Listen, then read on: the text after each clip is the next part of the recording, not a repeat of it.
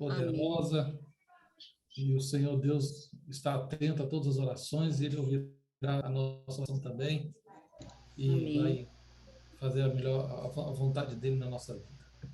Amém. Eu vou compartilhar a tela aqui, nós vamos estudar o capítulo 4, né? Estava brincando, viu, gente? Não é o Joilton, não. Ninguém precisa sair.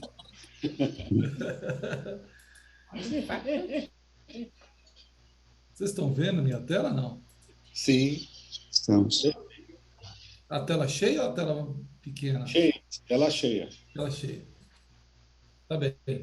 Então, a gente está no capítulo 4 de Daniel, e a gente já estudou o primeiro capítulo, o capítulo 1, onde Nabucodonosor invade Jerusalém, leva cativo os servos, um grupo de príncipes, de pessoas para Jerusalém, e entre essa multidão, alguns são príncipes, vão morar no palácio.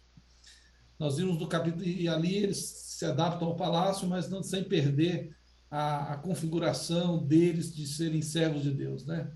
No segundo capítulo, nós vimos ali o sonho que Nabucodonosor teve, o sonho da estátua, e ele fica muito atribulado, e por fim Daniel recebe uma revelação divina, explica o sonho para o rei, e o sonho é um sonho profético que dura, são várias eras, várias fases, e nós estamos na última fase desse sonho profético. No capítulo 3, a gente vê Nabucodonosor querendo reverter um pouco a sua situação, na interpretação do capítulo 2, ele era uma parte da estátua, e ele, no capítulo 3, ele quer ser a estátua inteira. Ou seja, quer mudar os planos, interferir nos planos de Deus. E aí ele entende que não dá para fazer isso quando ele joga os três amigos, os três servos de Deus na fornalha, e quando eles estão lá dentro, ele percebe que Deus estava lá com ele. Então, não tinha como mexer e mudar os planos de Deus. E agora nós vamos para o capítulo 4. E o capítulo 4, por incrível que pareça, não foi um capítulo escrito por Daniel. É uma parte escrita pelo próprio Nabucodonosor. Interessante, né?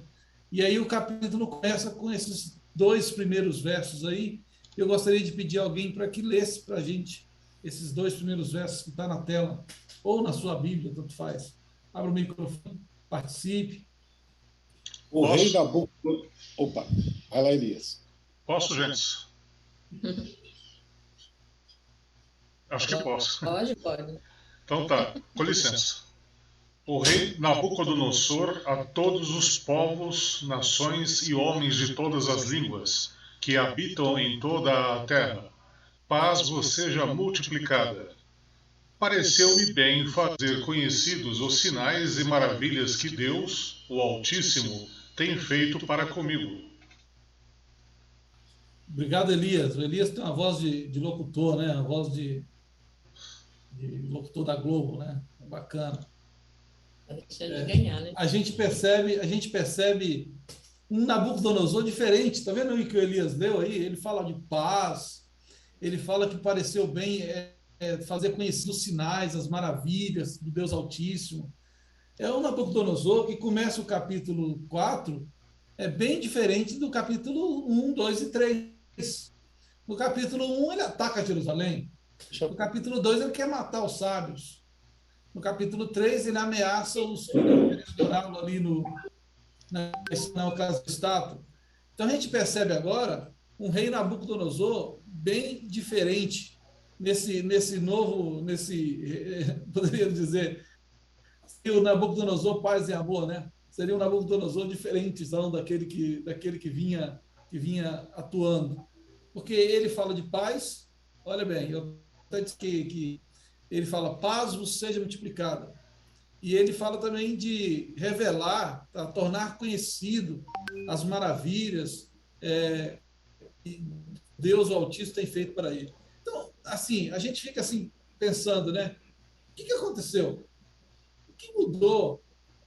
O que mudou a cabeça de Nabucodonosor? Por que ele, de repente, ele mudou? Foi o episódio da estátua? Será que foi o episódio da estátua? Ele veio diferente do episódio da estátua para cá?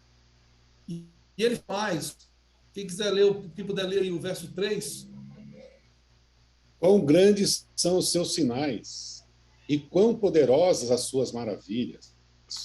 O seu reino é reino sempiterno e o seu domínio de geração em geração. Então, veja, ele está reconhecendo duas coisas aqui que ele não estava reconhecendo antes. Que Deus está acima do seu governo, né? E que o domínio está de geração em geração. Ou seja, lá na estátua, ele queria interferir na estátua. Ele lembra que ele era a cabeça de ouro, mas o peito já era uma outra nação. E os quadris já eram outra nação, outro império. E as pernas eram outro império, junto com os pés e os barros, pés de barro ali, os dedos, né, da estátua. Mas aqui ele reconhece que Deus está acima do seu governo e do mundo. Será que esse é o mesmo rei que fez a estátua toda de ouro? É a mesma pessoa? Parece que é uma pessoa diferente. Porque no capítulo anterior ele estava completamente diferente. O que aconteceu, né? O que aconteceu? Alguma coisa aconteceu. E a gente começa a perceber o seguinte, o contexto dessa história. Nabucodonosor, ele alcançou um grande império.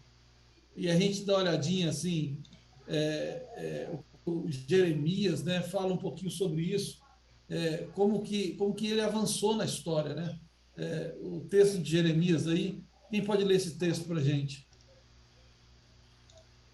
E agora eu entreguei todas essas terras na mão de Nabucodonosor, rei de Babilônia, meu servo, e ainda até os animais não lhe dei, para que os sirvam. Jeremias 27:6. Obrigado, Deus. Olha bem, quem está falando isso é Deus. Deus falando isso do Nabucodonosor. Para Deus, Nabucodonosor foi um servo para ele. E ele conquistou realmente um grande império. Ele avançou por várias conquistas, de conquistas em conquistas. Deus deu para ele um império. Ezequias fala sobre isso também. Desculpa, o profeta Ezequiel. Veja ali, ali um pouco abaixo, à direita está a Babilônia. E Babilônia conquistou os assírios, conquistou Jerusalém, os egípcios, na batalha de Carquemes, né? Está ali em cima, ali, Carquemes, foi onde os egípcios juntaram, foi uma batalha famosa, né? Juntaram com o restante dos assírios que sobraram para tentar deter Nabucodonosor, e ali foi uma batalha terrível, né? E Nabucodonosor firmou-se ali, avançou contra Tiro, e o próprio Ezequiel fala sobre isso, né? Alguém poderia ler isso, 26:7 de Ezequiel, que está do lado?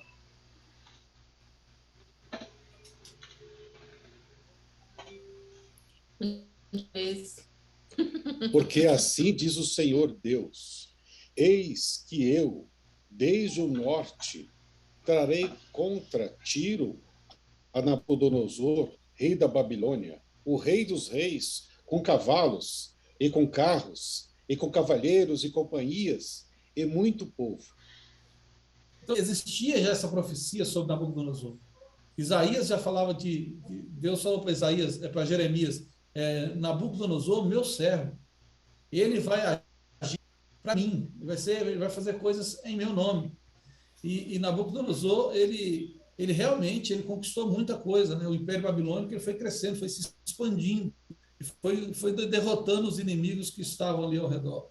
E aí a própria Bíblia diz, né, que Ezequiel, no livro de Ezequiel, dizendo que Nabucodonosor era o rei dos reis, não o rei dos reis com letra maiúscula, mas o rei de reis.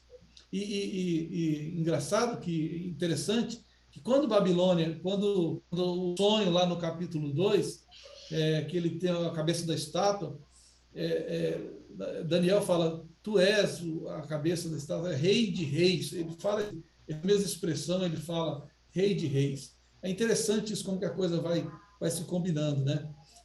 E a conquista de Nabucodonosor, ela foi tão grande que ele começou agora a sonhar mais alto, né?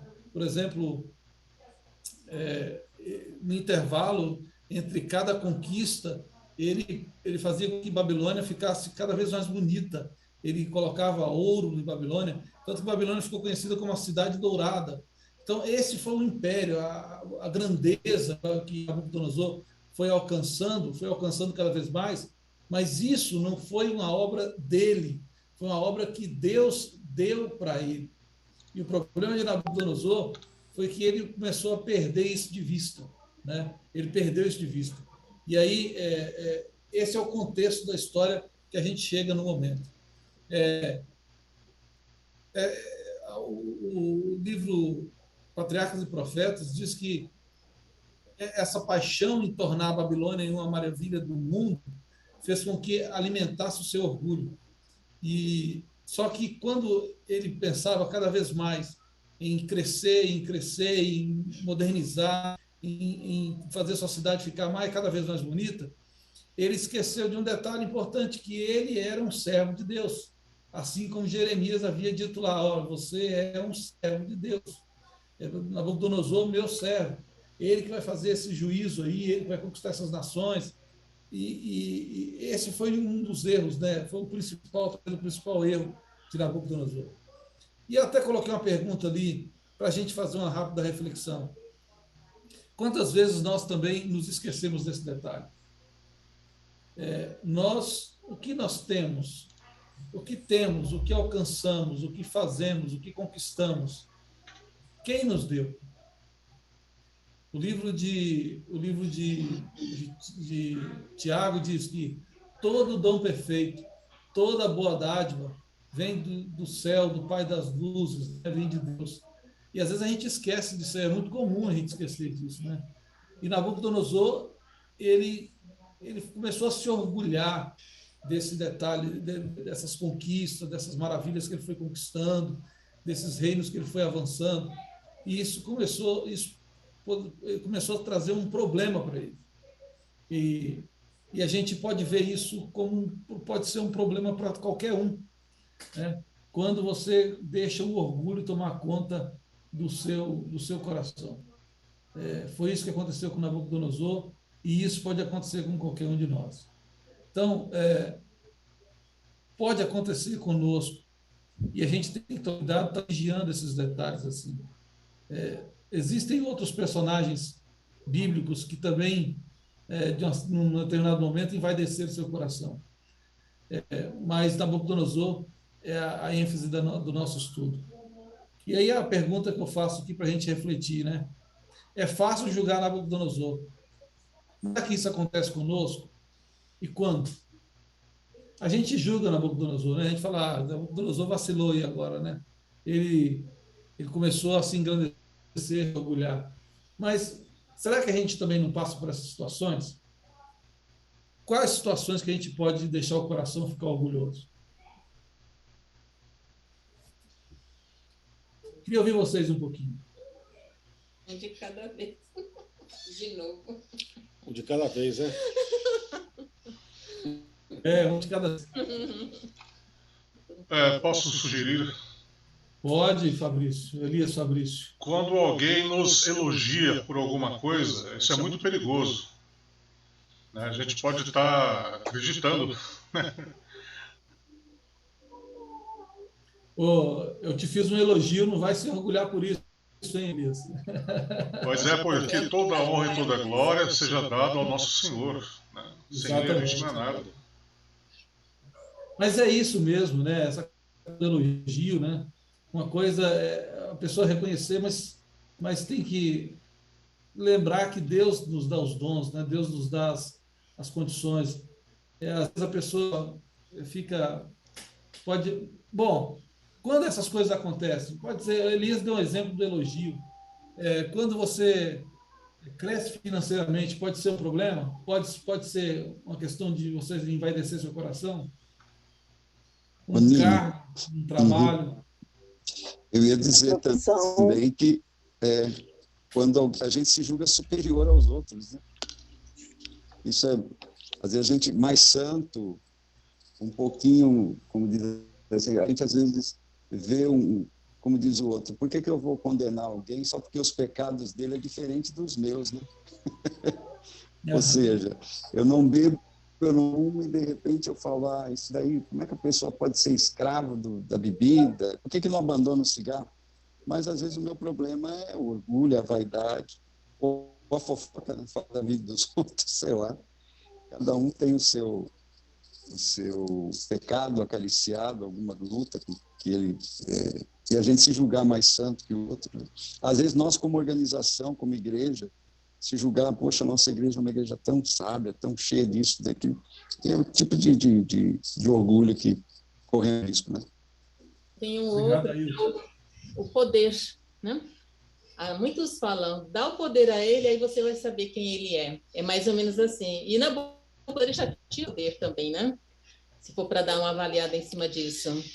Então, o poder muda muito a cabeça da pessoa. Diz o grande sabedor, em livro da sabedoria, debaixo do sol tudo é vaidade. E muitas vezes até as obras de caridade podem ser feitas com o intuito de vaidade. Jesus, lá nos evangelhos, ele diz, quando ele olhou dois grupos, um à direita, à sua esquerda, ele começou a falar, vinde, entre no reino. E eles nem sabiam por que eles iam entrar. Jesus teve que justificar, porque você tive fome, desse-me de comer, estava nu e me vestisse. Enquanto, só resumindo a história, o outro grupo disse, mas Senhor, eles nem sabem porque vão para o céu, mas nós, em teu nome, profetizamos, fizemos milagres, fizemos curas, só fizemos coisas boas. Aí Jesus olha com um olhar de reprovação para eles. Se vocês olharem, eles só fizeram coisas boas. Mas por que Jesus reprova? Por causa da... Por que fizeram? Com intenção fizeram. E Jesus diz um palavrão. Se Jesus fala um palavrão na Bíblia, é esse momento que ele fala. Eu não te conheço. Você que é pastor, eu não te conheço. Você que é ancião, você que é bispo, você que é presbítero, eu não te conheço. E o que você está dizendo para mim que foi coisa boa, para mim foi iniquidade. Então, a principal obra para você fazer uma coisa boa é ser guiado pelo Espírito Santo de Deus, porque ele vai te dizer o que fazer, e como fazer e aonde fazer. Porque muitas vezes até a nossa vaidade pode fazer obras boas se tornarem obras más, aos olhos de Deus. Obrigado, Joilton. Obrigado, Ailton, Elias, Adeilza. E é isso aí, gente, porque às vezes é fácil da gente apontar o dedo para Nabucodonosor ou para qualquer outra pessoa, falar, mas ele errou, né? Ele se engrandeceu, tornou-se vaidoso. Mas nós também temos a nossa vaidade, né? A gente tem que cuidar com a nossa vaidade. Bom, com isso, aconteceu que Nabucodonosor teve outro sonho. Né? Eu amo que sonhava, né? Sonhava bastante, né? Todo mundo está sonhando nesse tipo de... Então, lá vem mais um sonho de Nabucodonosor. E ele fica incomodado novamente, né? Verso 4 e 6 de Daniel 4. Quem pode ler para a gente? Eu, Nabucodonosor, estava tranquilo em minha casa e feliz no meu palácio. Tive um sonho que me espantou.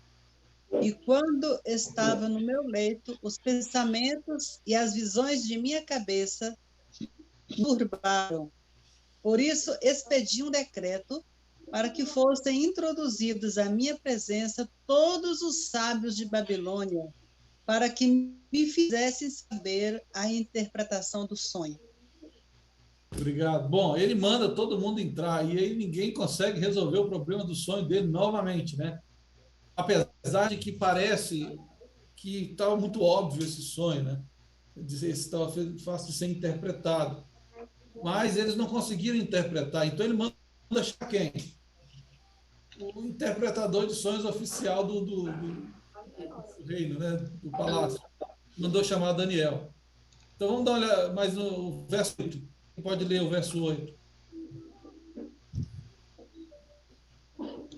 Por fim se me apresentou Daniel, cujo nome é Beltesar, segundo o nome do meu Deus, e no qual há o espírito dos deuses santos. E eu lhe contei o sonho, dizendo... Só 8? Beleza, obrigado, Cléber. Eu destaquei 3 coisas aí para a gente comentar antes de ver o que ele avançou contando o sonho. Primeiro, ele reconhece que Daniel tem um diferencial, né? Quando ele fala ali, entrando na minha... há o espírito dos deuses santos. Ele reconhece, ele sabe que Daniel é o diferencial. Mas ele ainda o chama de quê? de Beltesazar, que é o nome do Deus dele, o nome do meu Deus. Então, vamos ver. Depois do sonho, Nabucodonosor é uma pessoa, mas antes do sonho, ele era aquela mesma pessoa que no final do capítulo 2 da estátua, do capítulo 2, do capítulo 3 da estátua. Ele é a mesma pessoa. Ele começa o relato dele dizendo o seguinte: que existia uma diferença, uma dicotomia entre o Deus de Daniel e o Deus dele. Beltesazar, ele era chamado Beltesazar de acordo com o nome de meu Deus, mas ele tem o espírito dos deuses santos. Então, ele ainda não reconhece, ele não tinha aprendido a lição ainda. Por isso, Deus lhe dá um sonho. E esse sonho é um sonho de misericórdia. Olha, Nabucodonosor, eu quero bem para você, mas você precisa consertar algumas coisas. E aí vem o sonho. Aí nós vamos fazer uma leitura um pouco mais completa agora, mais comprida. Quem pode ler para a gente aí? São 2 páginas. Eram assim as visões da minha cabeça. Quando eu estava no meu leito, eu estava olhando e vi uma árvore no meio da terra, cuja altura era grande. Crescia a árvore e se tornava forte, de maneira que a sua altura chegava até ao céu, e era vista até os confins da terra. A sua folhagem era formosa e o seu fruto abundante, e havia nela sustento para todos. Debaixo dela, os animais do campo achavam sombra, e as aves do céu faziam morada em seus ramos, e todos os seres viventes se mantinham dela. No meu sonho, quando eu estava no meu leito, vi um vigilante, um santo, que descia do céu, clamando fortemente e dizendo: derribai a árvore, cortai-lhe os ramos, derriçai-lhe as folhas, espalhai o seu fruto. Afugente-se os animais de debater dela e as aves de todos os seus ramos. Completando. Mas a cepa com raízes deixai na terra, a conca de ferro e de bronze, na erva do campo, seja ela molhada do orvalho do céu, e a sua porção seja, como os animais, a erva da terra. Mude-se-lhe o coração, para que não seja mais coração de homem, ele seja dado o coração de animal, e passe sobre ela 7 tempos. Essa sentença é por decreto dos vigilantes, e esta ordem por mandato dos santos, a fim de que conheçam os viventes que o Altíssimo tem domínio sobre os reinos dos homens, e dá a quem quer, e até os mais humildes dos homens constitui sobre eles.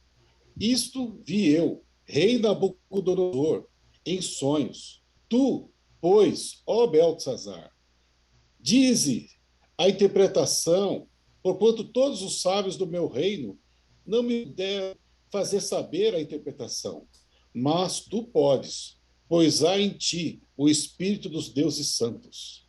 Obrigado, Deilson e Joilton. Veja bem, uma coisa está clara, né? O objetivo do sonho está descrito no verso 17. Está claro qual era o verso 17. O próprio Nabucodonosor, ele disse para Daniel qual era o objetivo, mas ele mesmo não percebeu. Essa narração é dele. Foi ele que narra o sonho. Ele faz toda essa narração. Olha, Daniel, eu vi isso, eu vi isso, eu vi isso, eu vi isso, aconteceu isso. Tinha uma árvore grande e tinha animais debaixo, ela tomava conta de tudo e tal, e o mundo e tal, e assim, assim, assim, e tal. E apareceu um vigilante. E esse vigilante foi lá e cortou a árvore e tal, não sei o quê. E porque termina a história e fala assim, esta sentença é por decreto dos vigias, e esta ordem por mandado dos santos, a fim de que conheçam os viventes que o Altíssimo tem domínio sobre os reinos dos homens e o dá a quem quer, e até o mais humilde dos homens constitui sobre ele. Por que Nabucodonosor foi chamado Daniel? Ele já sabia, ou ele não prestou atenção? Está aí. Qual é o objetivo do sonho? Está claro. Mas ele mandou chamar Daniel, porque ele não estava... Não sei se ele entendeu, né? Bom, 3 perguntas. Qual foi a advertência no sonho? Essa era a primeira vez que Nabucodonosor era advertido. E como Deus nos adverte hoje? Eu gostaria de ouvir vocês, para a gente discutir sobre esses 3 pontos. Qual foi a advertência do sonho? Vamos lá. Primeiro ponto. Quem gostaria de responder essa? De novo, um de cada vez. Um de cada vez. Todo mundo quer falar, então? Ó, quem está calado aqui é o Raimundo, precisa falar. Quem mais precisa falar? A Ruth precisa falar. A Claire precisa falar. Senão... Vamos lá, agora tem que ser gente diferente, senão fica só os mesmos. Posso tentar? Vai lá, Elias. Bom, vamos lá. Qual a advertência no sonho? Primeiro, segundo, terceiro, quarto mandamentos. Você foi muito sintático. Se é a primeira vez, não, aconteceu de novo, né? Lá em capítulo 2. E como Deus nos adverte hoje, uma maneira muito interessante de Deus agir é ter deixado escrito e esse texto chegar até nós. Porque nós não precisamos errar como os outros erraram no passado. Nós já temos o testemunho aqui. Obrigado, Elias. Obrigado, Elias. Um aspecto concordam, discordam? O que é? Como vocês... E aí? Outro aspecto interessante é como Deus nos adverte hoje. Uma advertência que Deus faz é em relação ao lugar que nós deixamos para Ele na nossa vida. Deus, ele fala que Ele deseja ficar em terceiro lugar na nossa vida.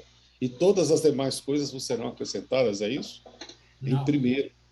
É o único lugar que Deus aceita ficar na vida de cada um de nós, em primeiro lugar. E Nabucodonosor, ele tinha deixado Deus, ele nem estava na lista, né? Primeiro era a Babilônia, o seu poder, sua glória. Era ele, o idealizador, ele não reconheceu que tudo que ele tinha foi dado por Deus. Nos versículos anteriores, nós vimos que Deus chamando ele para tomar, para conquistar, ele deu tudo a Nabucodonosor. E em 2 situações, ele mostrou na alimentação do Daniel, Sadraque, Mesaque e Abednego, que eles eram mais sábios, apesar. Lá no capítulo 2, ele mostrou que o reino dele passaria e que ele é o Deus que colocava todas as nações e que o reino dele tinha um período. E ele estava ali por decisão. E depois, na fornalha, ele reconhece, mas esquece que não há um Deus que pode livrar como o Deus de Sadraque, Mesaque e Abednego. E muitas vezes o que ele faz acontece com a gente. Quando a gente vai lá, chuta a pedra, ou a gente vai para o deserto da tentação, ou para a bacia das almas, a gente liga para o celular de Deus, né? E pede o SAMU celestial. Venha SAMU, venha resgate, bombeiro, misericórdia. Deus, ele é o nosso socorro. Ele diz lá, o salmista, ergo meus olhos para os montes, de onde virá o meu socorro? Mas Deus não quer esse papel para si. O papel que Deus quer na nossa vida, ele deseja ser Deus. E o único lugar que é possível isso é o primeiro lugar. É isso aí, Joilton. Obrigado. Obrigado, Elias.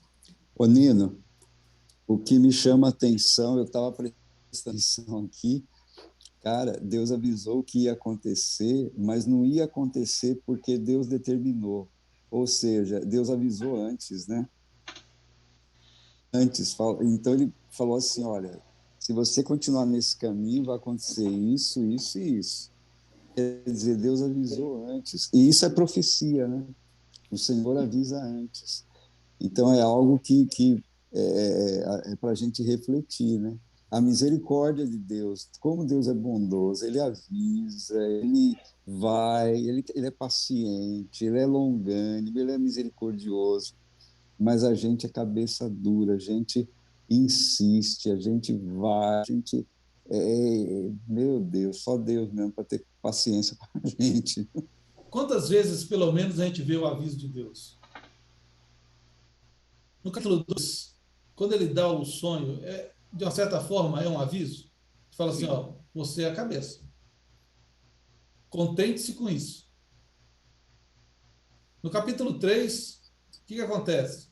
Alguém quer falar? Pode falar, eu não preciso falar tudo. No capítulo 3, ele manda fazer uma estátua inteirinha de ouro, porque ele falou, o Deus de Daniel falou que eu sou só a cabeça, mas eu acho que eu posso ser a estátua toda. E ele faz isso, e aí, motivado pelos conselheiros lá que ele tinha, ele acaba fazendo com que todos se prostrem diante da estátua. E quando ele chega, olha dentro da fornalha, onde os 3 foram jogados, aqueles homens que levaram os jovens até a fornalha, eles morreram só de chegar perto, porque ele tinha mandado aquecer a fornalha 7 vezes mais. E quando ele olha, vê os 3 lá de pé, e um quarto que ele diz que é semelhante ao filho dos deuses, isso daí para ele já foi uma advertência. Falou assim, olha, você está vendo com quem você está mexendo? As coisas não são do seu jeito, né? O Deus falou que é assim. Não vai ser você fabricar uma estátua em que vai te colocar no lugar de Deus. Essa já foi uma advertência para ele também. E muitas vezes o que a gente faz hoje, né? Como Deus nos adverte hoje? Através da sua palavra. Nós temos a palavra de Deus nos mostrando o caminho, passo a passo, e a gente deve estudar e crer realmente que é daquele jeito e deixar que Deus seja soberano na nossa vida também. Porque se a gente vê, está escrito assim, mas eu acho que pode sim. Você pega a palavra de Deus e você passa pelo seu filtro para que ela seja conveniente para você. Assim, mas eu acho que tem que ser assim, ou porque fulano disse que é assim, ou porque o pastor tal, ou ciclano. Deus nos dá a sua palavra, ele é o Espírito Santo para nos ajudar a compreender a palavra. E é importante também que nós, assim como Daniel e seus companheiros se mantinham saudáveis para que tivessem uma mente clara, se nós devemos também seguir esse exemplo de Daniel. Devemos ter a nossa saúde em dia, segundo a orientação que Deus nos dá, para que a gente tenha a mente clara para ler a palavra e entender aquilo que Deus quer nos dizer. Se a gente tiver com a mente embotada, também a gente vai entender outra coisa e a gente não vai conseguir entender a mensagem que Deus nos passa, às vezes, tão claramente na Bíblia. Obrigado, Clé. Eu acho que você colocou em 2 pontos, vários pontos muito, muito interessantes, mas eu gostaria de destacar 2. Quando Nabucodonosor coloca todo mundo para adorar a estátua, o que ele está se colocando no lugar de quem? De Deus, né? E aí, vamos aqui, a fim de que conheçam os viventes que o Altíssimo tem domínio sobre o reino dos homens e dá a quem quer, e até os demais domínios dos homens constitui sobre ele. Ou seja, é Deus que manda. E o Nabucodonosor queria mandar no negócio todo. Eu acho que a Líria queria falar? Sim. A Líria. Já que vocês voltaram ao 3º capítulo, e eu não participei sábado passado, eu só quero fazer uma pergunta. Quando Nabucodonosor faz a estátua toda de ouro, ele tem em mente a imortalidade ou reinar, ou que seu reino não se acabe, tipo assim, que passe de pai para filho, ou as 2 coisas? Ele tem em mente, o preletor do capítulo 3 saiu, mas eu vou tentar responder, ou então ele responde. Mas eu acho que o que ele tem em mente é o seguinte: primeiro, essa questão da adoração, ele consolidar o seu reino, porque ele leva todos os sátrapas, ele leva os seus súditos e os coloca para adorar a estátua, e dizendo para eles que, confrontando a ordem de Deus, de que o reino de Deus deveria durar só a cabeça, mas ele coloca tudo. Então, dizendo assim, não, o negócio vai ser do meu jeito, não vai ser do jeito de Deus, não, como a Clé falou. Aqui vai ser do meu jeito, eu vou reinar, vai ser o tempo inteiro. Então, Nino, acho que não pensa na imortalidade, mas ele está pensando na transição, né, do reino dele para outros, mas a transição do império. O império não passaria, mesmo que ele morresse, mas que o império babilônico permanecesse por mais tempo. É a minha percepção. Não sei se o Ailton que Deixa eu tirar uma dúvida. Nino, né? Deixa eu tirar uma dúvida. Seria lá como na Coreia do Norte, que o homem nunca morre, né? Dá continuidade, né? Ao reino. Porque assim, eles vão. É a dinastia, né? É a dinastia. Saía um, entrava o outro, entrava o sucessor, assim como era nos faraós, né? A não ser que houvesse um Estado, mas eles queriam manter ali Babilônia como o grande império que dominaria para sempre, né? Então, eles faziam isso para evitar, de uma certa forma, que houvesse essas revoltas, essas revoluções internas. Então, ele mostrava ali com aquela estátua, com aquela adoração, ele também estava mostrando para todo mundo o seguinte: ó, eu sou o soberano, é comigo que vocês estão falando agora. Não sei se o Ailton queria falar, eu vi o Raimundo levantando a mão. Deixar o Raimundo, depois eu falo. Eu tô, só um minuto aí. Ô, Nino, em Babilônia tinham presentes lá as religiões, a gente sabe disso, né? Ele levou para lá todo mundo, feiticeiro, magos. Então, ele estava procurando a verdade, e ele queria todo mundo lá, né? Então, não há dúvida de que ele tinha, se existe vida após morte, eu estou nessa. Qual que oferece aí mais vantagem para mim, né? E o rei estava nesse sentido aí. Então, aquilo que a Lira falou, ele queria que o império dele fosse eterno. Ele julgava, foi aquilo que nós comentamos na semana passada, que pelo fato de a nação dele ter subjugado a nação de Israel, que o Deus dele era mais forte que o Deus. Então, ele estava pensando assim, ó, esse Deus aí tem o poder de interpretar sonhos, mas por que eles estão sob meu domínio? Eu vou poder mostrar para eles que eu vou perpetuar esse meu projeto de governo aqui, quer fosse na imortalidade ou, conforme você falou, de pai para filho, né? Se eu não quer aqui, você reina em outro lugar, mas o reino que vai ficar aqui vai continuar um filho meu, um neto, um bisneto, e vai continuar por aí, entendeu? A Cléia tinha respondido essa pergunta de Abílio, que pelo seguinte, Nabucodonosor, quando ele recebe o reino, ele sabia, quando eles foram pegar o pessoal do Jerusalém, quando foi deixado Jeremias lá, o chefe, acho que Nebuzaradan, se não me engano, ele chegou a falar para eles: foi Deus que nos entregou vocês em nossas mãos. Então, ele já sabia que ele era um servo de Deus. Só que aquele negócio também que foi falado aí. Quer conhecer uma pessoa? Dá poder a ela. Aí você vai começar a conhecer ela. Então, é o seguinte, no início ele aceitou ser a cabeça.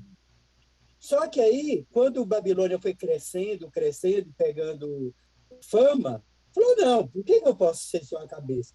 Eu posso ser tudo, eu posso conquistar tudo. Tudo pode ser meu. E eu posso perpetuar. Porque era assim os reis de Israel. O que Deus fez? O que Deus falou? Que cada rei ia ser passado de pai para filho e ia embora. E seguia também. E ele achou também que poderia ser assim. Né? Então ele achou que ele, como cabeça, ele não queria deixar que os outros fossem, porque subiu a cabeça dele, o poder, como sobe na nossa cabeça também, muitas vezes, as coisas que nós recebemos, as bênçãos que nós recebemos, os cargos que nós recebemos, só também pela cabeça dele, que ele poderia perpetuar, assim como o Ailton falou, que ele podia se perpetuar e poderia continuar para o resto da vida. Que aqueles reinos que falaram ia ficar para trás. Obrigado, Raimundo. Então, gente, é isso aí que vocês falaram, está tudo dentro do contexto. A gente precisa avançar um pouquinho, que o horário está meio ruim, né? Agora a gente entra no sonho, né? Oi? Agora entra no sonho. Excelente. Bom, em relação ao sonho ainda, né? Eu queria destacar um detalhe. Essa parte do verso 17, essa sentença é por decreto dos vigias, né? Tinha uma crença dentro dos babilônicos que existia um vigilante que fazia uma certa justiça nos 4 pontos cardeais. Então, era uma linguagem que o rei entendia. Quando esse vigilante desce, né, esse vigilante que vem do Altíssimo, né, e dos santos, né, ele desce, corta. Então, isso não significava uma coisa muito boa. Então, ele já tinha... Deus fala na linguagem do rei, né? Vamos lá. Bom, aí chega a coisa para Daniel, chega na mão de Daniel. O rei contou o sonho para Daniel, e Daniel agora precisa fazer a interpretação. Mas aí acontece uma coisa bastante interessante. Capítulo 4, verso 19, quem pode ler para a gente? Então Daniel, também chamado Beltesazar, ficou estarrecido por algum tempo, e os seus pensamentos o deixaram aterrorizado. Então o rei disse: Beltesazar, não deixe que o sonho ou a sua interpretação o assuste. Beltesazar respondeu: Meu senhor, quem dera o sonho só se aplicasse aos teus inimigos, o seu significado somente aos teus adversários. Bom, gente, obrigado, Raimundo. Daniel fica numa situação complicada, né? A interpretação da estátua foi boa, né? Do sonho da estátua. Tranquilo, Nabucodonosor era a cabeça, né? Então, tudo certo. Esse novo sonho era um sonho complicado. E aí, o que acontece? Ele fica assim, poxa, como é que eu vou fazer isso? A Bíblia diz que ele ficou em torno de 1 hora sem saber o que fazer. Sem saber o que fazer. O rei percebe já. E aí o rei fala assim, não te espante o sonho, nem a sua interpretação, fala. Né? Então, assim, fique tranquilo, eu não vou te matar por cima da interpretação. Porque Daniel viu que a interpretação do sonho não era uma interpretação boa. Ele já tinha percebido tudo isso. E aí a gente vai para a interpretação. Né? Tem 2 personagens principais nesse sonho: a árvore e o vigilante. A árvore e o vigilante. E aí vamos ver o que Daniel fala. 4, 20 a 22. Quem pode ler? A árvore que viste, que cresceu e se fez forte, cuja altura chegava até o céu, que foi vista por toda a terra, cujas folhas eram formosas e o seu fruto abundante, e em que para todos havia sustento, debaixo do qual moravam os animais do campo, em cujos ramos habitavam as aves do céu. És tu, ó rei, que seja e te fizeste forte. A tua grandeza cresceu e chegou até ao céu, e o teu domínio até a extremidade da terra. Obrigado, Silvana. Veja aqui, novamente, como que Daniel fala, né? Lá na estátua ele fala assim, és tu a cabeça. E aí, novamente ele fala, tu és a árvore és tu, ó rei, essa árvore. Vamos avançar um pouquinho mais no texto. Quem pode continuar a leitura para a gente aí? Até que verso? Até do 23 ao 20.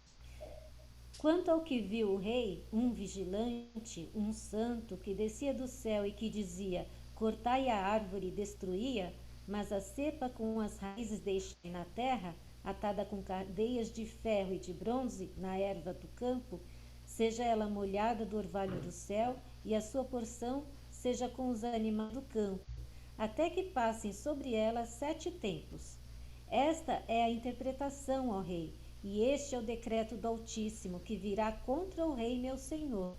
Serás expulso de entre os homens, e a tua morada será com os animais do campo, e dar-te-ão a comer ervas como aos bois, e serás molhado no orvalho do céu, e passar-se-ão 7 tempos por cima de ti, até que conheças que o Altíssimo tem domínio sobre o reino dos homens, e o dá a quem quer. Quanto ao que foi dito, que se deixasse a cepa da árvore com as suas raízes, o teu reino tornará a ser teu, depois que tiveres conhecido que o céu mina. Obrigado, Cléia. Olha que interessante isso aí, né? Daniel dá toda a interpretação completa. Fala assim, olha, rei, você é essa árvore que sustenta todo mundo e tal, é você. Só que o que aconteceu? Você deixou o orgulho tomar conta do seu coração e tal. Então, você vai ser essa árvore cortada, o seu reino vai ser cortado de ti, você vai morar junto com os animais. E vão passar 7 anos. Você vai perder a racionalidade e tal, até que aconteça uma coisa. Olha bem, qual era a lição que o rei precisava aprender antes de voltar a ter uma vida racional? Qual lição que ele precisava aprender? Está destacado aí. O que ele precisava aprender? E Deus é que domina. Deus é que domina. O domínio é do Altíssimo. O domínio é do Altíssimo. Exatamente, Cléber. Até que conheças que o Altíssimo não tem o domínio. Então, quando ele ele chegasse nessa conclusão, o reino voltaria para ele. Eu acho interessante essa questão, que é a esperança. Veio isso, veio a misericórdia, como a Ailton falou, tinha misericórdia, porque Deus foi prorrogando, mas chegou um momento que veio uma advertência mais forte, Mas junto com essa advertência vem a esperança. Tem esperança. E aí, Daniel, ele fala um pouco dessa esperança quando ele dá um conselho ao rei. Olha o conselho de Daniel. Quem pode ler para a gente o verso 27? Portanto, ó rei, aceita o meu conselho, renuncia aos teus pecados e à tua maldade, pratica a justiça e tem compaixão dos necessitados. Talvez, então, continues a viver em paz. Então, existe uma condicionalidade nessa questão, né? Daniel sugere para ele uma condicionalidade. Talvez a coisa pode se prolongar se você fizer o seguinte: renuncia aos seus pecados, né? Trata as pessoas de uma maneira mais misericordiosa, porque certamente pode ser, né? Que ele devia ter aumentado muito os impostos, os tributos, para fazer essa Babilônia ficar tão bonita, tão bela. Ele deve ter agido de uma forma meio que equivocada. Rodrigo, é importante notar aqui o seguinte, que Daniel, mesmo sendo cativo, ele gostava muito de Nabucodonosor. Uhum. Ele gostava muito. Então, aqui, o que pode... que essa versão aqui esqueci o nome da versão agora. Portanto, ó rei, aceita o meu conselho. Uhum. Por favor, aceita meu conselho, renuncia aos teus pecados, a tua maldade, pratica a justiça, tem compaixão dos necessitados, porque, na verdade, para ele construir o reino que ele construiu, ele fez igual Salomão. Ele fez igual Salomão fez. Para construir todo aquele império, ele passou por cima dos necessitados, das viúvas, fez como diz, então ele se apoderou de tudo isso para conseguir todo aquele império. Então ele pede para que ele abdique disso, que ele se renuncie disso, que ele se entregue a Deus. A falta do relacionamento poderia nos dizer que a ausência do relacionamento vertical do homem para com Deus impacta no seu relacionamento horizontal do homem para com o homem, né? Que Deus está trabalhando aos poucos também com ele, né? Porque você pega uma pessoa totalmente que adorava um outro Deus, diferente do meu Deus, por exemplo, né? Do Deus de Daniel. Então teria que ser trabalhado aos poucos também, né? Para a gente chegar até esse conhecimento que nós vamos ver lá no final. Bom, estamos indo já por esse final, mas precisamos ver o que aconteceu, né? Ao final dos 12 meses, quando passeava no Palácio Real de Babilônia, falou o rei dizendo: não é esta grande Babilônia que eu edifico a casa real, com a força do meu poder e para a glória da minha magnificência? Ainda estava a palavra da boca do rei, quando caiu uma voz do céu, se diz Nabucodonosor, passou de ti o rei. Olha, terrível, né? Ele olha para a Babilônia, vê aquela cidade dourada, como a própria Bíblia chama, aquela beleza toda, olha o império e fala assim: eu edifiquei essa casa real com a força do meu poder, para a glória da minha magnificência. E quando ele estava falando isso, veio a frase: passou de ti o reino. E eu coloquei uma pergunta aí: punir ou corrigir? punir, Corrigir. corrigir. Não era uma punição, porque tanto que existe uma condição. Se você reconhecer, o que vai acontecer? Você volta para a sua posição inicial. Existe uma condição, pois não? O importante notar aqui, nessa parte, que quando o Daniel pede para dar esse conselho para ele, foi amável, ele atendeu o conselho de Daniel. Só que, assim, como Nabucodonosor, nós também fazemos muitas vezes, quando você lê Mente e Personalidade, de Ellen White, ela fala que nós temos que ter muito cuidado com os nossos pensamentos, com aquilo que nós pomos na nossa cabeça. Que quando começar a desenhar o pensamento, busca Deus rapidamente para que vai esvaindo aqueles pensamentos que nós temos. Nós temos pensamentos de grandeza, pensamentos pecaminosos, muitos outros pensamentos nós criamos na nossa cabeça. E foi o que aconteceu. Ele estava passeando. Eu imagino que ele estava até passeando como é que fala? Nos jardins. E vendo a maravilha que ele tinha. E só que naquele momento ele esqueceu de agradecer a Deus, que foi o que Daniel tinha pedido a ele. Então, quando ele começa a se exaltar, aí vem a sentença. É justamente isso. Essa exaltação, essa vanglória, né, esse orgulho que foi tomando conta do coração. Onde ele deveria ter colocado Deus, ele colocou a si mesmo. Mas Nino, 2 textos para a gente fechar. Ô, Nino. Pois não? Mas eu entendo que houve a punição e a correção, porque Deus fala, né, que eu castigo e repreendo, né, a todos quantos amo. Então, você passar 7 anos vivendo como um animal, rapaz, não deixa de ser uma punição também, não é? Agora, eu acho que tem 2 coisas aí, não? É uma punição com o objetivo de correção. Sim, de corrigir, de salvar, né? Não existe aquela ação, como diz assim, vingativa, né? Não é vingativa. De destruir. Não, era uma punição de correção. Só que ia depender dele. Ele teria que levantar os olhos aos céus, coisa que ele não fez antes, quando ele estava passeando pelos jardins da Babilônia. Ele não fez. E olhar e falar assim: nossa, graças a ti, ó Deus, que eu tenho todo esse império e que eu posso servir as nações. Se ele tivesse falado isso, ele não teria caído lá. Mas como ele não fez, ele caiu. Agora, só que aí vem a punição.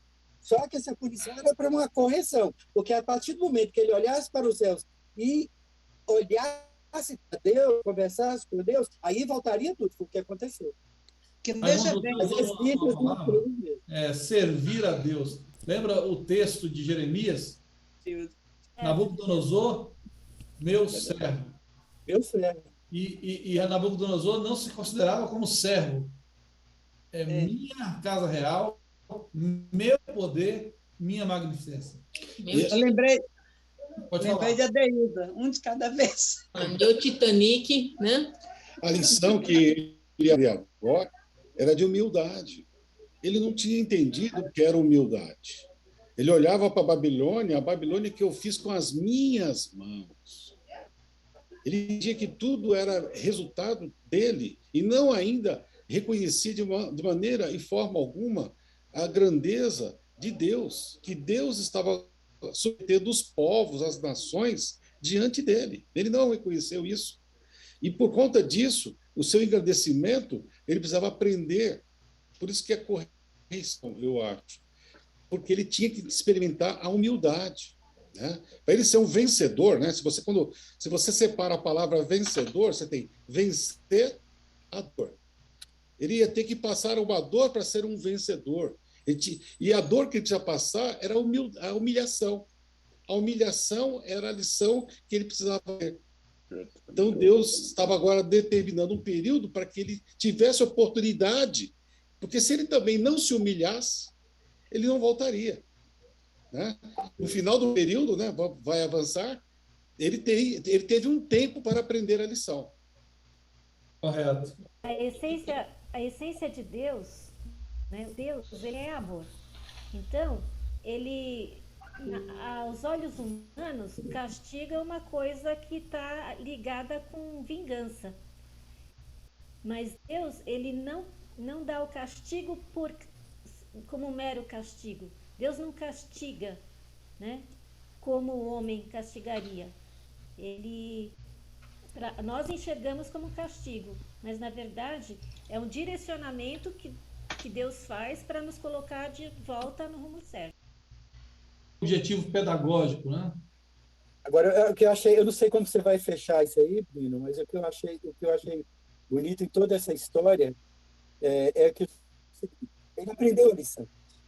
Ele aprendeu a lição que até os fins dos últimos dias dele, ele adorou a Deus. Os filhos dele, o filho e o neto dele, não. Mas ele adorou. Ele continua adorando até os finais da vida dele. Vamos chegar lá nesse ponto. Então, vamos para esse ponto aí.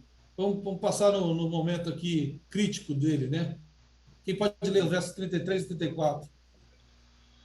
Na mesma hora se cumpriu a palavra sobre Nabucodonosor, e foi tirado dentre os homens, e comia erva como os bois, e o seu corpo foi molhado do orvalho do céu, até que lhe cresceu pelo como as penas da águia, e as suas unhas como a das aves.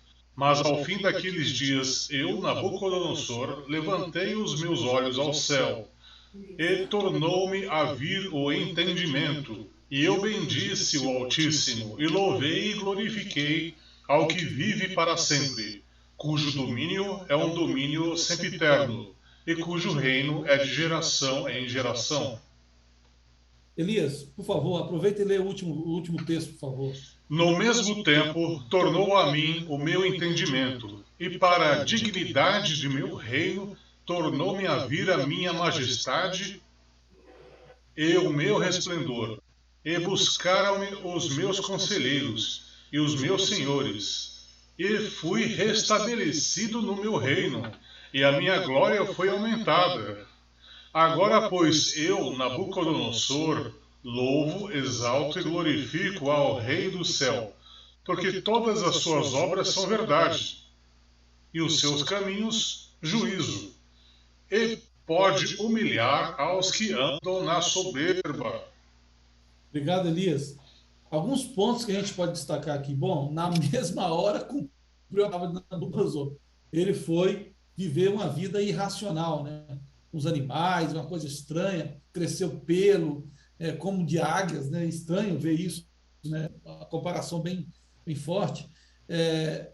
Mas aí fala o seguinte: levantei os meus olhos aos céus, mas ao fim daqueles dias eu levantei os meus olhos aos céus e tornou-me a vir o entendimento. E eu bendisse o Altíssimo. Então, na hora que ele faz isso, que ele reconhece o poder de Deus, veio o entendimento novamente, veio a dignidade, voltou a majestade, voltou o resplendor, ele voltou para a sua situação de rei, e aí o texto diz que a glória foi aumentada. Ou seja, aumentou ainda mais aquilo, mas só que dessa vez com o corretivo certo, da forma certa. Termina o último registro bíblico de Nabucodonosor. É interessante isso, tá? O último registro de Nabucodonosor é esse. Agora, quando a gente vai estudar o próximo capítulo 5, não é mais Nabucodonosor, é o neto dele. Então, o registro de Nabucodonosor final é: agora, pois, eu, Nabucodonosor, que é o mesmo que começa atrás, no capítulo 4, escrevendo de forma, falando de paz, falando de reconhecendo a Deus. É esse Nabucodonosor que agora, que passa por essa situação e diz: exalto e glorifico o Rei do céu, porque todas as suas obras são verdade, e os seus caminhos juízo, e pode humilhar aqueles que andam na soberba. Então, veja, a transformação de Nabucodonosor, ela se dá por essa ação pedagógica de Deus, essa ação redentiva de Deus. Foi uma punição ou não? Bom, é uma questão de entendimento. A gente entende mesmo que foi uma correção, foi uma ação pedagógica, uma ação de restauração, de redenção. E ele se redimiu. Agora, para a gente fechar, 3 perguntinhas que eu gostaria de discutir com vocês para a gente fechar o estudo de hoje. Primeiro, O rei conhecia a profecia e sua interpretação. Ele conhecia. Daniel falou para ele a profecia, falou a interpretação, ainda deu um conselho. O que faltou? De acordo com o texto de Apocalipse 1:3, o que a gente constata aí? Apocalipse 1:3 diz: bem-aventurado aquele que lê e os que ouvem as palavras dessa profecia e guardam as coisas que nelas estão escritas, porque o tempo está próximo. Apocalipse diz que feliz é aquele que ouve, lê e guarda. O que faltou para Nabucodonosor? Tirar a arrogância que ele tinha no coração dele. E muitas vezes, foi aquilo que eu falei, ele não era adorador de um Deus como Daniel. Então, ele era adorador de outros deuses e ele vinha de uma raiz totalmente diferente. Então, era assim, ele era um conquistador, ele conquistando tudo. Então, esses conquistadores, eles têm uma arrogância muito forte. Então, aqui no final, quando a gente lê aqui, ele fala aqui, ó, humilhar aqueles que vivem com arrogância.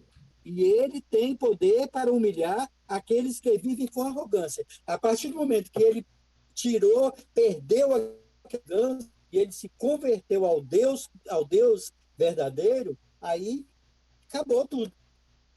E eu tenho a certeza é que um dia nós nos encontrarmos na boca do Nabucodonosor, porque ele realmente se converteu, se entregou a Deus. Eu também creio.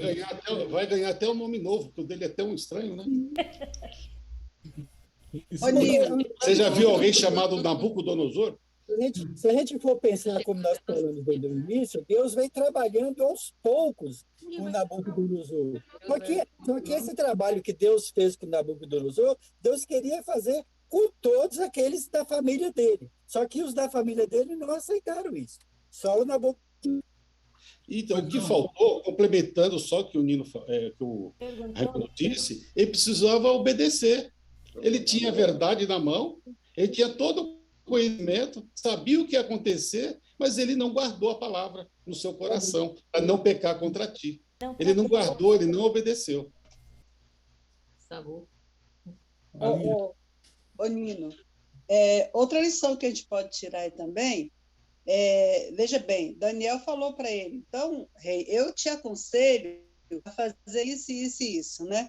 E quantas vezes as advertências do Senhor também chegam para nós, né? Assim como chegou ali para Nabucodonosor. Naquele momento, eu entendo que ele foi impactado com aquela mensagem do sonho, né? E a interpretação que Daniel fez. Mas, como nós, no dia a dia, a gente vai, né? Ele foi se esquecendo e foi voltando de novo a ocupar o espaço, aquele sentimento de arrogância, né? É o que acontece com a gente também. A gente tem vários momentos de reavivamento e daí a pouco a gente vai caindo na rotina, no dia a dia e chega ao ponto de esquecer também que Jesus está às portas, assim como Nabucodonosor esqueceu que Deus teria um ajuste de conta com eles, né? Ô, Nino, eu tenho para contar uma experiência pessoal. Tem. Então, essa semana aconteceu comigo, não como Nabucodonosor, claro, né? Mas comigo, mas assim, eu tenho procurado estudar um pouco mais, tenho procurado me dedicar um pouco mais, só que muitas vezes a gente faz isso, a gente esquece que quem está no comando é Deus. Então, às vezes a gente faz isso e pensa, não é que a gente pensa, isso cai, não me vem a palavra agora, não é rotina, bem rotina. Você confia muito naquilo que você está fazendo. E eu comecei a cair num período assim que eu estava com medo de entrar em depressão. Então, tudo estava ruim, tudo estava triste. Eu não deixava de ter os meus devocionais, de levantar cedo, estudar a Bíblia, fazer meu culto da tarde, culto da noite. Eu não parava com isso, mas eu não estava feliz, eu estava triste. Então, eu tive que baixar os joelhos no chão e conversar com Deus seriamente, falar com Ele o que estava acontecendo e o que estava faltando. Então, eu pedi para Ele, Senhor, fala comigo, o que o Senhor quer de mim e o que eu tenho que fazer. E quando você abre a Bíblia e começa a ler, me buscar e me colocar em primeiro lugar. Não é só fazer o que você acha que você deve fazer, Acho que aqui está completo. Não, eu quero que você me adore, que você me coloque no centro da sua vida, que eu seja o centro da sua vida. Aí foi quando eu lendo mente, personalidade, caráter, mente e personalidade, que eu vim entender. Os nossos pensamentos, muitas vezes, nós temos que ter cuidado com eles. Obrigado, Raimundo, pelo testemunho. Quando a gente olha o texto de Apocalipse 1:3, diz: bem-aventurado aquele que lê, aquele que ouve e aquele que guarda. São três coisas: ler e ouvir, buscar, escutar, entender, conhecer. Tem a ver com conhecimento. Mas existe mais uma coisa, que é colocar em prática o conhecimento. Nabucodonosor recebeu, leu e ouviu, ou melhor, teve o sonho e recebeu a interpretação. O nível de conhecimento chegou para ele. O que faltou para ele? Colocar em prática. Ele, em nenhum momento, ele manteve a comunhão, o relacionamento vertical dele com Deus. Ele, por um tempo, ele ficou nessa daí, acertando por um tempo, mas esse é que o Raimundo falou, ele entrou no automático, mas de repente ele vacilou. E aí a gente vai para a segunda pergunta. Por que depois de um ano o rei caiu? Profetas e Reis diz: por algum tempo a impressão da advertência e o conselho do profeta exerceu forte influência sobre Nabucodonosor, mas o coração não transformado pela graça de Deus logo perde as impressões do Espírito Santo. E a gente pode notar também o seguinte, quando nós falamos que Deus é misericordioso, Deus ficou esperando. E Daniel deu o conselho e ficou esperando e observando a atitude de Nabucodonosor. Por que depois de um ano o rei caiu? O que levou? Por que ele caiu? Faltou relacionamento com esse Deus, né? Faltou relacionamento com esse Deus. E a arrogância dele não tinha acabado. A arrogância não acabou porque ele não se quebrou, né? Não se quebrou. Não se quebrou, ele não se entregou, ele não se converteu a esse Deus. Ele não... Deus deu mais um tempo de misericórdia para ele. Eu arrisco dizer que durante esse ano ele se manteve mais humilde, digamos, com medo da punição. Mas não porque ele tivesse entendido que Deus era o Altíssimo e que queria ser parceiro dele, amigo dele. Então, se nós tivermos uma conduta correta por medo de punição, uma hora a gente vai cansar e o homem natural vai tomar conta. Por isso que a gente precisa todo dia ter esse relacionamento com esse Deus, porque muitas vezes você faz uma coisa que não é do seu agrado para agradar a pessoa que você ama, seu amigo, seu familiar, o seu Deus. Se você ama a Deus, você vai guardar a sua palavra por amor. Agora, se for por medo, chega uma hora que fica insuportável, fica difícil você agir contra a sua natureza. E à medida que você tem esse relacionamento, a sua natureza é transformada e você passa a aceitar a vontade de Deus como uma coisa natural para você. O relacionamento não existia temor, um medo, né? E quando o medo vai passando, você vai se acostumando com a situação, aí de repente ele chutou o balde e aí veio o fim para ele. Eu também, como Raimundo, eu penso que nós vamos ter uma surpresa no céu com Nabucodonosor, porque esse foi o último ato registrado dele, né? E é justamente isso que eu quero terminar a última pergunta, para uma reflexão, não é uma pergunta que nós vamos responder agora aqui com o microfone aberto, mas serve para uma reflexão nossa. O último ato registrado por Nabucodonosor foi a declaração do verso 37. E o verso 37 aí: agora, pois, eu, Nabucodonosor, louvo e exalto ao Rei do céu, porque todas as suas obras são verdade, os seus caminhos juízo, e pode humilhar aqueles que andam na soberba. Esse foi o último ato registrado na Nabucodonosor. Qual será o meu último ato registrado? Hoje no culto da manhã, a pregou, a esposa do pastor, ela é do tipo, ministério. É o Ministério da Criança, né, Clé? É a irmã Nádima Forte, esposa do Ministério da pastor Criança. Israel Forte. Isso. Ela falou muito importante que ficou na minha mente o tempo todo durante o culto dela. Vigiar. Vigiar. Isso é o que nós precisamos fazer. Aprender com Nabucodonosor. Vigiar em todo tempo. Às vezes a gente fala assim, mas eu já orei. Mas Cristo fala, vigiai e orai em todo tempo. Não é só um momento, é todo tempo. A nossa cabeça, ela vai a 1000 por hora, ela está no automático. Ela vai a 1000 por hora. E nós temos 1001 pensamentos. Às vezes eu estou estudando a Bíblia e às vezes tem que voltar, porque meu pensamento já voou, já saiu daqui. Então nós temos que vigiar isso aí. E muitas vezes, quando nós fazemos, que nós nos consertando isso aos poucos, Deus vai nos ajudando a diminuir esse problema. Porque esse problema é o inimigo que coloca em nós. Quando nós estamos estudando a palavra, ele coloca coisas em nossos pensamentos, em nossa mente, para que nós desviamos. Então, por isso que eu gravei o tempo todo, durante o tempo que ela pregou, eu pensei na palavra vigiar. É o que nós precisamos fazer. É isso, amigos. Deus nos abençoe, nós possamos manter um relacionamento com Ele mais íntimo. A Sheila tinha levantado a mãozinha. E Sheila? Pois não. Sheila? Eu não vi, gente, perdão. Não, foi sem querer, então, acho. Eu não levantei, não. Alguém quer fazer um comentário? Rapaz. Você disse que a gente não tenha visto? Que Deus nos abençoe, gente. Que a gente possa realmente manter esse relacionamento vertical, entender o lugar de Deus, né? Que o lugar de Deus é no primeiro lugar, como o Joilton falou.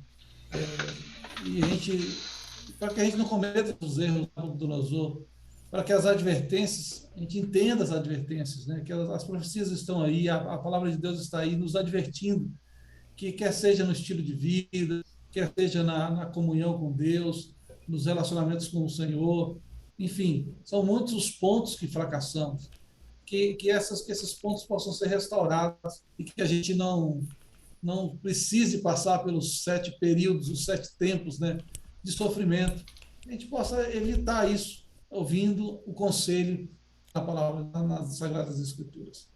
Vamos orar? Vamos orar. Bom e maravilhoso Pai que está nos céus, muito obrigado porque tivemos a oportunidade de estudar mais um capítulo do livro de Daniel. Nós sabemos que foi a inspiração do Senhor. Sabemos que ali tem uma história bastante bonita de uma conversão, que um rei teve que passar por uma situação difícil para alcançar, enxergar a necessidade de se quebrar, de quebrar-se aos seus pés. Que nós também possamos reconhecer isso, sem deixar passar o tempo, para que não tenhamos que sofrer mais do que já sofremos neste mundo. Ajude-nos, Pai, que nós tenhamos um espírito de humildade, que reconheçamos o Senhor como primeiro lugar da nossa vida, em tudo, Pai, em tudo, desde o nosso comer, do nosso vestir, do nosso andar, do nosso trabalhar, do nosso funcionar com as pessoas. Ajude-nos, Pai, para que a gente possa realmente colocar o Senhor em primeiro lugar na nossa vida e quebrar o nosso eu e honrar e exaltar o Teu santo nome. Amém. Nos dê-nos uma boa semana. Abençoe cada um que está aqui, os seus familiares, os nossos familiares. É o que nós te pedimos em nome de Jesus. Amém. Amém, Senhor. Amém. Feliz semana para todos. Vamos tirar uma foto, gente? Tirar uma foto aí. Tirar uma foto. Espera que eu passe o filme. Vamos lá no 3? 1, 2, 3. X. Aí, povo bonito. Você não cantou o hino? Minha mãe está reclamando que não cantou o hino. Verdade. Hoje não cantou o hino. Deixa para o próximo, né? Fica para o próximo. Nino, você conseguiu no próximo a gente de hoje? Eu esqueci, Ailton. É o seguinte, no próximo a gente canta 2, no começo e no fim. Envia o link de Envie do gravar, hino no gente, grupo, desculpa. que aí cada um pode ouvir. Ah, legal. Ah, ótimo. Feliz semana para todos. Gente, ouvir a voz de Deus para não precisar comer grama, hein? Verdade. Bem lembrado. Igual o águia. Não vai todo mundo pro zoológico. Verdade. Feliz Valeu, meu sábado. povo. Um abraço. Tchau, Silvana. Boa Muito semana. bom. Deus abençoe a todos. Patrícia, Ah, Ailton, Raimundo, Tomar. Deus abençoe.